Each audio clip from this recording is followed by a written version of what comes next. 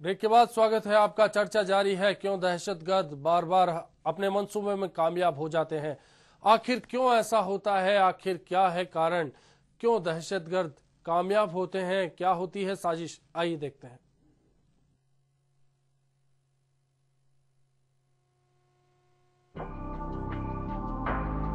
ये बात बार बार सामने आ चुकी है कि भारत में जो आतंकी हमले होते हैं उसके पीछे पाकिस्तान और पाकिस्तान की खुफिया एजेंसी ISI का हाथ होता है।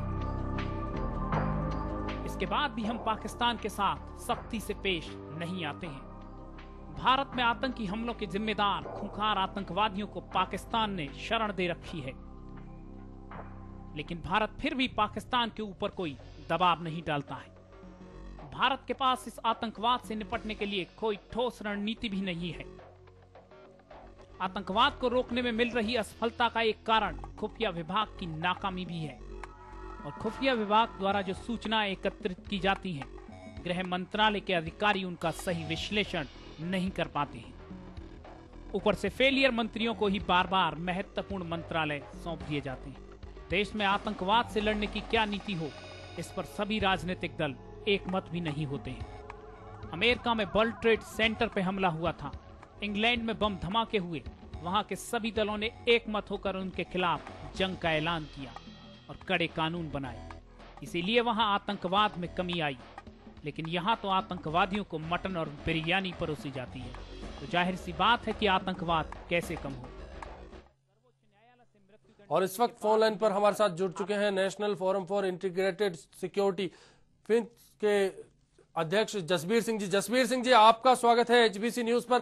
चर्चा छिड़ी है, क्या हम कमजोर हैं जो आतंकवादी बार बार कामयाब हो जाते हैं, और हालिया पुणे के जो धमाके हुए जी, क्या लगता है कमजोर है हम? पुणे में जो बम ब्लास्ट हुए हैं वो बिल्कुल हमारी इस बात को दर्शाते हैं, हमारी केंद्र की सरकार और हमारी विभिन्न सरकारों की जो ढुलमुल रवैया है राष्ट्र की रक्षा की नीति के प्रति जी, ये उसी का परिणाम है, दुष्परिणाम है उसका।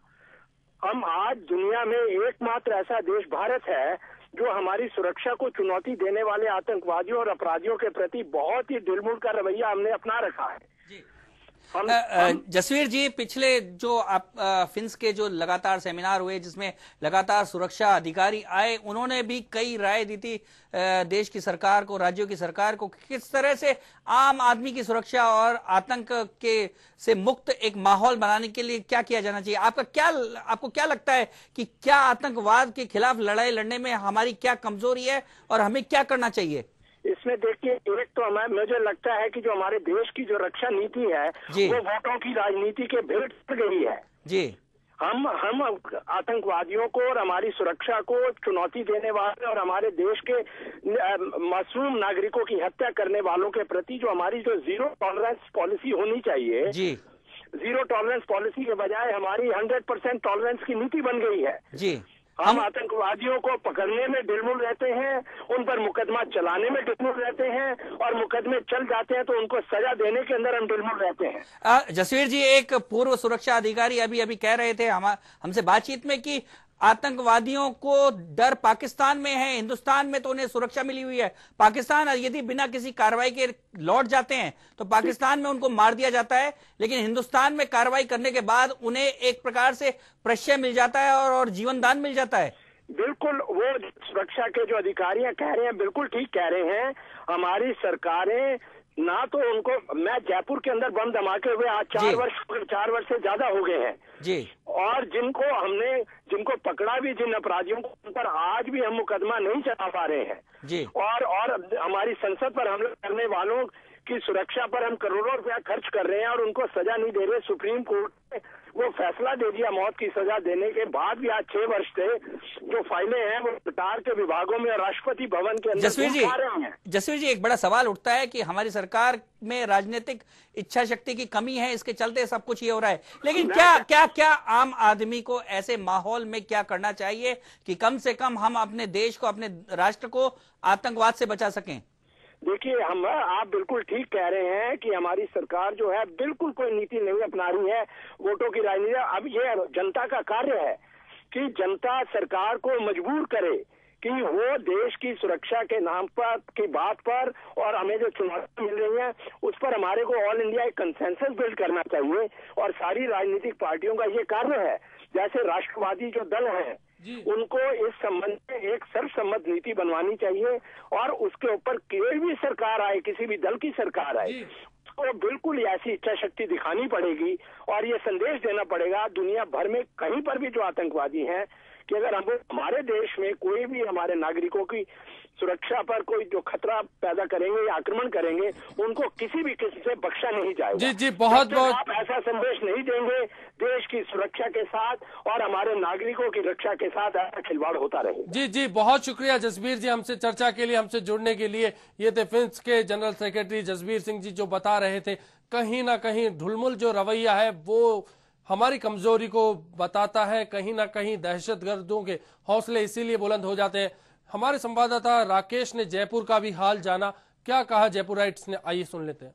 आतंकियों ने कभी जयपुर को दहलाया तो कभी मुंबई को। लगातार आतंकी घटनाओं ने हिंदुस्तान को आहत किया है। बावजूद इसके आज तक आतंकी गतिविधियां और घटनाएं हिंदुस्तान में लगातार जारी है। इस समय हमारे साथ कुछ युवा साथी जुड़े हुए हैं। क्या लगता है, हमें नाकाम मान लिया गया? ये सवाल हमारा सबसे बड़ा सवाल है। क्या हमारी ओर से कोई कार्रवाई नहीं होने की वजह से क्या हमें नाकाम तो नहीं समझ लिया गया है? सरकार की ओर से किसी प्रकार की प्रतिरोधात्मक कार्रवाई नहीं होने का कारण क्या है? मुद्दा क्या है? कुछ युवा साथी हमारे साथ जुड़े, क्या कहना चाहेंगे? लगातार हिंदुस्तान में आतंकी घटनाएं हुई है, क्या कहेंगे? जहाँ तक आप अगर युवाओं से रायशुमारी लेना चाहते हैं तो युवा वर्ग तो बिल्कुल इसके विरोध में है और उनके अंदर काफ़ी उबाल है, क्योंकि ये आतंकवादी घटनाएं हमारे आत्मसम्मान के ऊपर चोट है। लेकिन इससे हम हतोत्साहित नहीं होंगे, क्योंकि प्रयास से ही जीत होती है और हमारी सेना, हमारे कई संगठन, हमारे अंतर इंटेलिजेंस ब्यूरो कई प्रयासों में हैं। हाँ, कुछ अंतर्निहित शक्तियां हैं जो आपस में संगठनात्मक नहीं है और उनके अंतर विरोध के रूप में हमारे को ये आतंकवाद का दंश झेलना पड़ रहा है। लेकिन बस मेरी तो यही राय है कि हम अगर एकजुट होकर चलेंगे तो सरकार भी अपना सहयोग दे, अपने निहित स्वार्थों को छोड़कर। एकजुट होने की बात कर रहे हैं, माकूल जवाब की अगर बात करें, माकूल जवाब आतंकियों को नहीं मिल रहा है। क्या लगातार आतंकी घटनाएं हुई है, इस मुद्दे पर क्या? ऐसे में रेगुलर होता रहेंगे जब तक गवर्नमेंट ऐसा नहीं करेगी। हमारी इंटेलिजेंस ब्यूरो क्या कर रही है? वो सोच नहीं रही। सिर्फ देश के लिए है क्या ये सब? आतंकवाद भारत देश में कहीं नहीं है, भारत के बाहर से आ रहा है। उसको कंट्रोल क्यों नहीं किया जा रहा?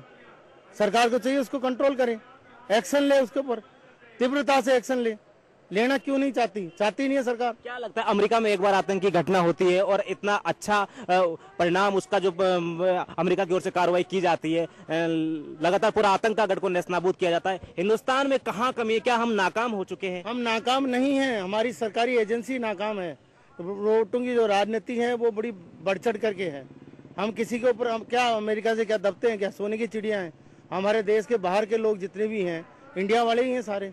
वहाँ प्रधानमंत्री भी हैं, इंडस्ट्रियलिस्ट भी हैं, सब कुछ हमारा पैसा हमारा है, फिर हम क्यों दब रहे हैं? बेसिक गवर्नमेंट एजेंसी नाकाम है। अमेरिका जैसी कार्रवाई हम क्यों नहीं कर सकते? वो इसकी वजह यह है कि हमारे जो राजनीतिक हैं वो कमज़ोर है, उनमें इतनी इच्छा शक्ति नहीं है, वो डरते हैं। वो बेसिकली क्या है कि अपने पॉलिटिक्स चलाना चाहते हैं। अब आप देखिए, कसाब को पकड़ लिया, अफजल को पकड़ लिया, उसको यहाँ पर मेहमान बना के खिलाए जा रहे हैं, करोड़ रुपए उनकी सिक्योरिटी पे दे रहे हैं। तो ये सब क्या है कि अपनी पॉलिटिक्स चलाने के लिए कर रहे हैं। इनमें इच्छा नहीं है कि आतंकवाद से मुकाबला करने की। राजनीति कहीं ना कहीं इस पूरे मुद्दे पर हावी है। आम लोगों की राय है, युवा लोगों की राय है, एक सशक्त कार्रवाई होनी चाहिए, पूरा जो सिस्टम है उसमें बदलाव होना आवश्यक है, तब जाकर ही शायद देश को महफूज रखा जा सकता है। कैमरामैन डीसी मीणा के साथ राकेश शर्मा की रिपोर्ट, HBC न्यूज जयपुर। तो आपने सुनी जयपुराइट्स की राय, अब सुन लेते हैं राजस्थान की जनता जनार्दन क्या कहती है इस बारे में।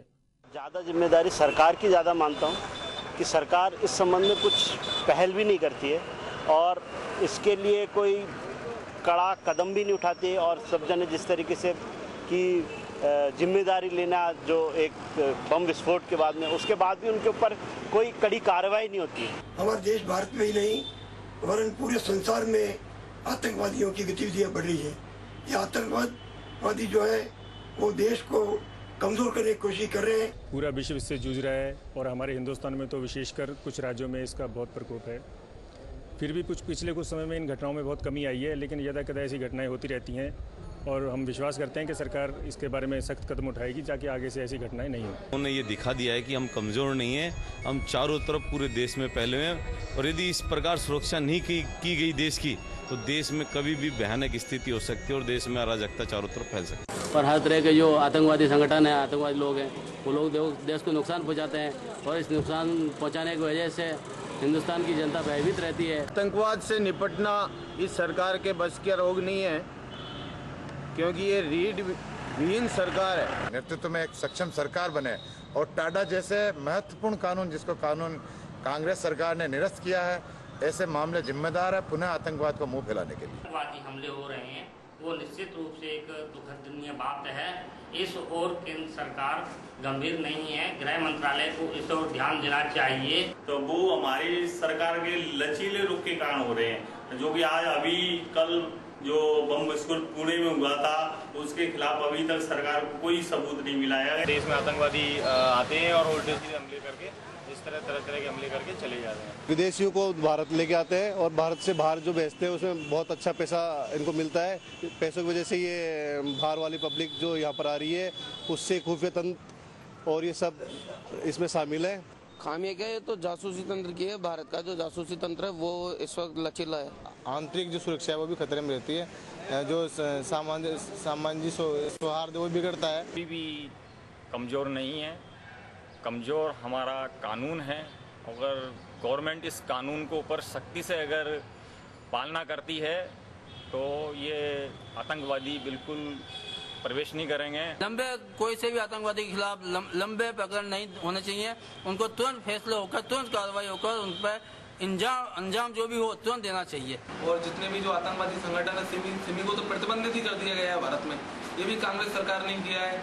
इसके साथ ही जो सीरियल ब्लास्ट पुणे के अंदर, ये थी जनता की राय। प्रताप जी से जानना चाहेंगे, आप क्या कहेंगे? बिल्कुल जनता सही कह रही है कि कमजोर हम नहीं, हमारी देश की जनता नहीं। कमजोर हमारा कानून है, कमजोर हमारी व्यवस्था है, कमजोर हमारी सरकार है। कुल मिलाकर जनता को अपनी जो मजबूती है, अपना जो बल है सरकार को देना होगा, जिससे राजनीतिक शक्ति, जो इच्छा शक्ति का ज्वार हो और आतंकवाद के खिलाफ प्रभावी कार्रवाई हो, तभी आतंकवाद मिटेगा। कुल मिलाकर कहीं ना कहीं अब आतंकवाद के खिलाफ प्रभावी कार्रवाई की दरकार नजर आने लगी है। आज का मुद्दा में आज की चर्चा में फिलहाल के लिए इतना ही। सोमवार को फिर होगी मुलाकात। चलते चलते आप देखिए क्या कहती है कवि की कलम। नमस्कार।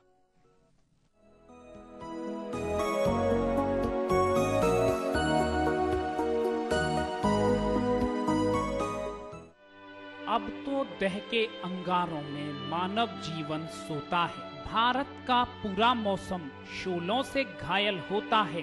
सिंहासन का हर भाषण कमजोर सुनाई देता है। लाल किले के परचम में नहीं जोर दिखाई देता है।